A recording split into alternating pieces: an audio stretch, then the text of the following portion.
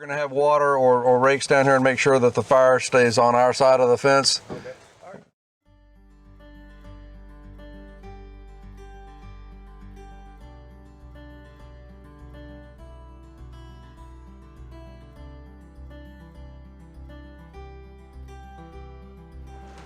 Hi, I'm Barry Coulette. I'm here to talk with you today. I'm working with the Alachua Conservation Trust and a bunch of fine people there, and I'm the private land stewardship specialist. So what does that title mean? That title means that I help private landowners accomplish goals on their property, but mostly I do that with prescribed fire.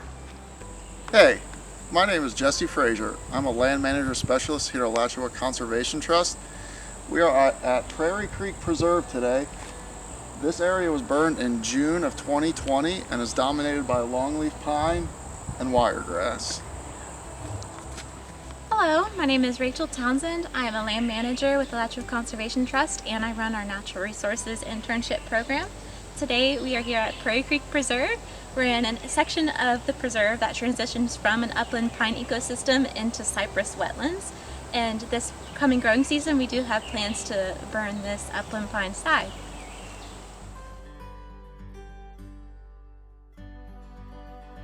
Talking a little bit about how Native Americans use fire prior to European settlement. So they use fire to mimic natural fire. Mostly they observed lightning hitting the ground, started fires, and they saw the aftermath or the benefit, if you will, of prescribed fire. And they mimicked that to encourage, special uses for wildlife and different plants that responded and from fire and that. So they've kind of mimicked that over the years, and Native Americans are still using fire today, like they have done for years and years and years.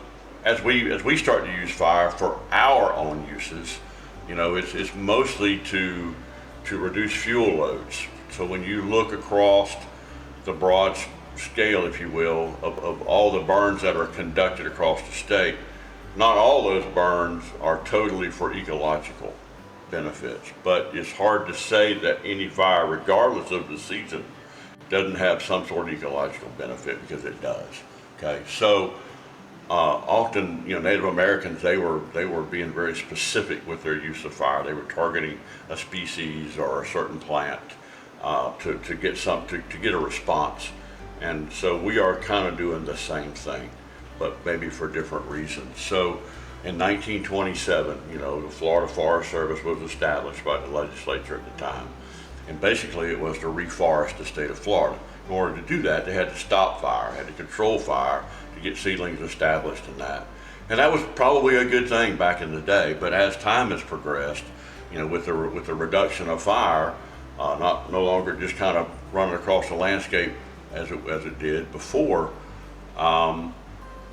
we've got this huge buildup of vegetation that's, what normally would be 2 or 3 feet tall is 15, 20 feet tall. It's craziness. So, it's kind of the two sides of fire. You got good side and a bad side of fire.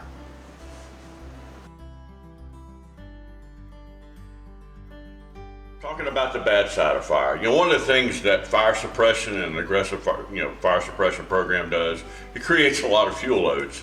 When we talk about fuel loads, we're talking about how much fuel is there to actually burn.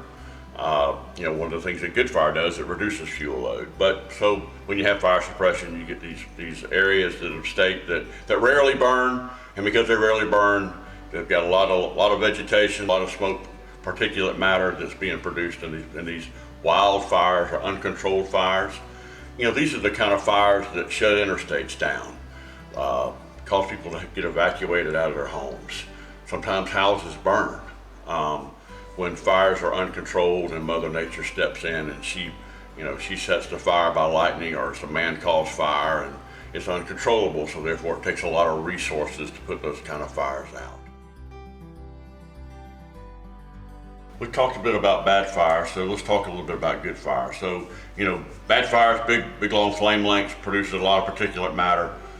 Good fire is going to be, short flame lengths. Is going to have not a whole lot of particulate matter, because the fuel is being consumed on site, closer to the ground, instead of big tall flame lengths with a head fire action, where a lot of that consumption is still occurring in the smoke column, producing a lot of particulate matter that's disrupting people's lives. So I prescribe burn. The intensity, therefore the severity, is way less, producing less particulate matter. It's done under conditions that we have control of instead of Mother Nature having control of. So by having a planned event where everything is pretty well in place, then you have a more predictable outcome. So therefore you don't have big ugly fires that are racing across the state, or at least in those areas where prescribed burning is conducted every 2 to 5 years where prescribed burning is done. The impacts of fire are greatly reduced. Okay. But it also encourages some of those other things that we talked about when we were talking about Native Americans. It creates the perfect habitat for wildlife. It creates the perfect habitat for certain species that require fire in their life cycle to recycle, if you will.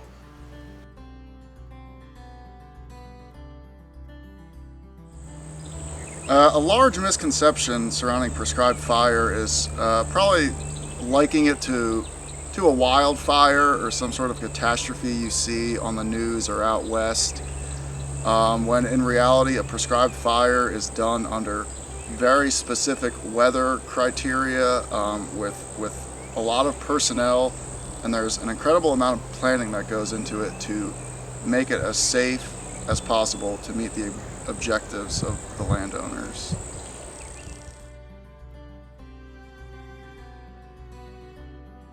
So the general structure of a burn team really does depend on what agency or private entity that you are burning with. But as a general rule of thumb, you do have a burn boss at top who does most of the planning and layout of the burn day itself. And then underneath the burn boss, you'll have as many line bosses as needed, typically no more than 2. And then the line bosses are each in charge of a crew, and each crew has engines or UTVs or ATVs, or maybe all on foot and sometimes on horseback.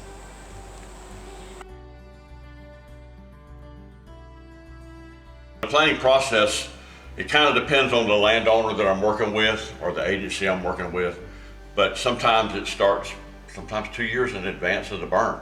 Sometimes it's just a few months, kind of depending on the previous burn history, how engaged the landowner is, those kind of things. But oftentimes the first initial visit to that property is I'm listening to the landowner tell me what their future goals are for the property, and what the previous history has been on the property, and what they expect fire to do on their property. And then we go through a process of sharing ideas of what it's going to look like after the fact, and not so much the day after or a week after, but maybe a year after or 2 years after.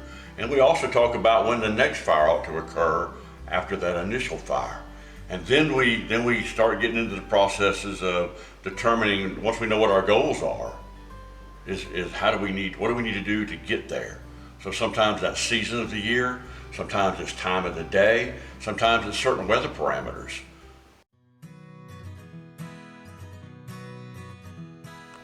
So considering the weather parameters that are necessary for a prescribed fire, we want to think about temperature. What's too hot, what's too cold, if there is a too cold. Often we need to be thinking about the folks that are, when we're thinking about temperature, not only are we thinking about the overstory, whatever we're going to try to leave in place, but we also need to be thinking about the people that are actually doing the work. What are those temperature ranges in the season and time of the year that's conducive to safety of folks working on a burn. Probably the next important thing after that is going to be relative humidity. What are those ranges of relative humidity that actually work? Humidity, when you get above 65%, 67%, somewhere in that range, fire really doesn't want to behave. It doesn't want to go. It doesn't want to propagate. There's too much moisture in the atmosphere. Therefore, the fine fuels are just saturated.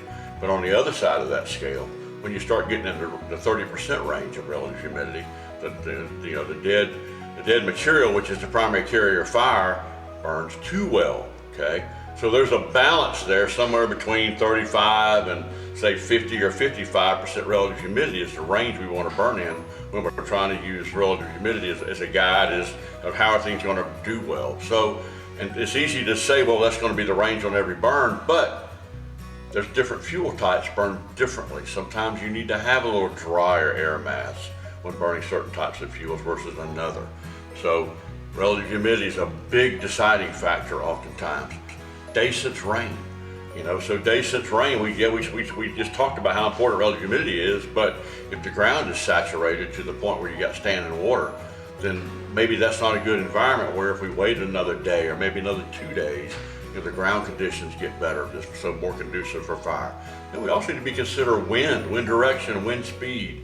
And when we talk about wind and air masses, we normally talk about north, south, east, and west, but there's also another factor, and that's the winds that go up and down and the different speeds and how much energy and how much charging is going on in the atmosphere. So, because we also need to be thinking about, the right wind direction to not blow smoke in an area that might be hindered by smoke. So we want to kind of push our smoke or use the wind direction that pushes smoke away from something that we would consider smoke sensitive, okay, like a hospital or a road or an airport or something like that. Okay, but then we also got to consider what's going on in the atmosphere, because we want that smoke to get up and get gone. Okay, we don't want it to hang on the ground and cause a problem. So we got to consider both winds going up and down and winds going, around the compass, if you will, at the ground level.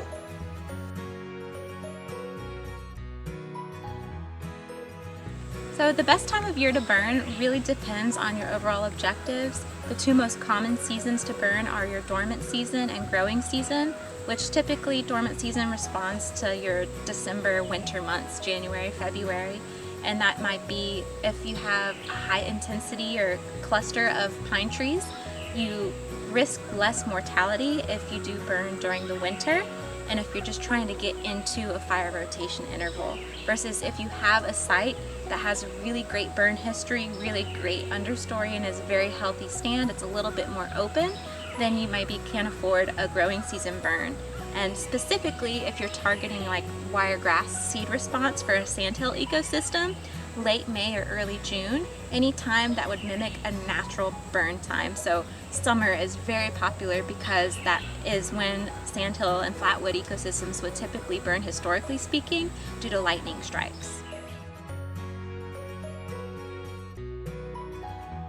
Many ecosystems in Florida adapted over a long period of time to fire. So a fire return interval is the amount of time between fires that would be expected for a specific habitat type. Some communities, such as sandhills in Florida, can have a 1 to 3 year fire return interval, whereas habitats like scrub can be anywhere from 20 to 50 years. And the repetition of those fires is what creates a healthy fire return interval.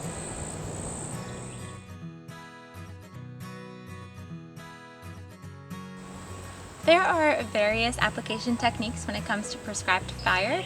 The few of the most common that are utilized are head fire, backing fire, flanking fire, and gridding systems. All that really means is how intense you want your fire to be, and the most intense of those would be a head fire, which just means that your flame front is moving with the wind. It has the least amount of residence time on the ground, but it also does produce the most smoke. But if you want the least intense and also the most residence time, thereby consuming the most amount of fuels, you would then use a backing fire and a flanking fire.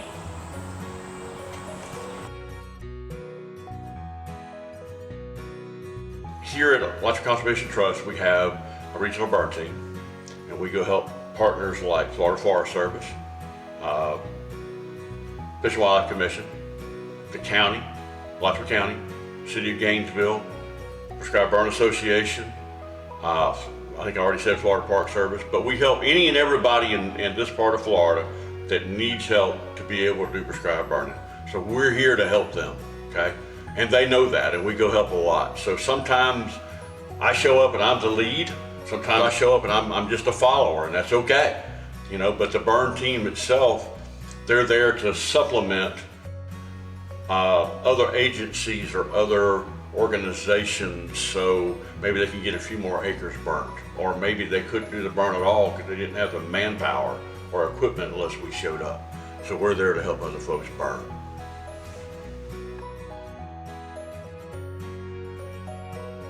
It returns nutrients back to the ground so the plants can use it a lot quicker than slow decomposition. But it also improves foraging.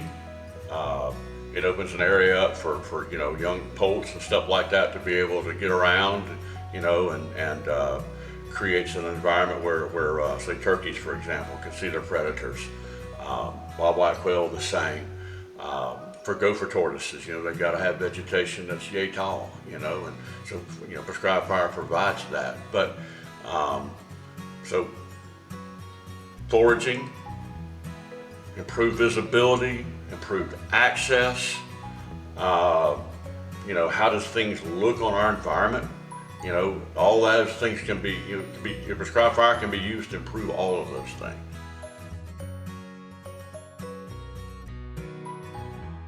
Frequent fire within longleaf pine ecosystems creates an open structure that's free of many mid-story trees and creates a very species-rich understory community. That benefits a lot of different types of species that have adapted to that forest structure. Gopher tortoises thrive in ecosystems such as this. Red-cockaded woodpeckers also depend on this open mid-story forest. So a lot of species have adapted to this forest structure, which is provided by frequent fire.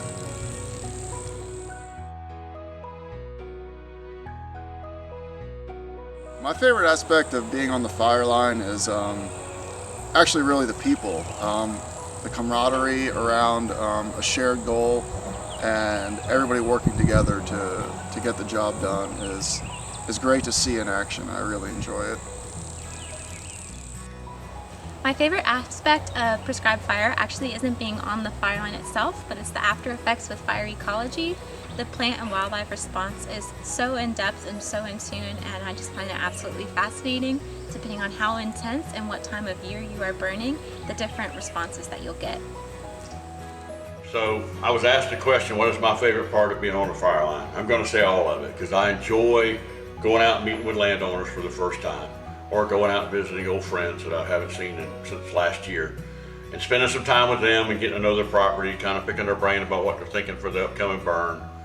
And then it's the whole planning process, engaging with partners, you know, before the fire, you know, and then the few minutes before you start the test fire, you know, you got all that anxiety going on. It's like, is this really the right day? Well, we're fixing to find out.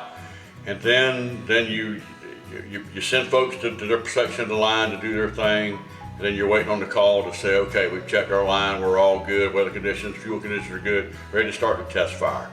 And that adds another level of anxiety, you know. And then, so probably my best part is coming is when everybody says test fire was good, is it okay to start spreading fire?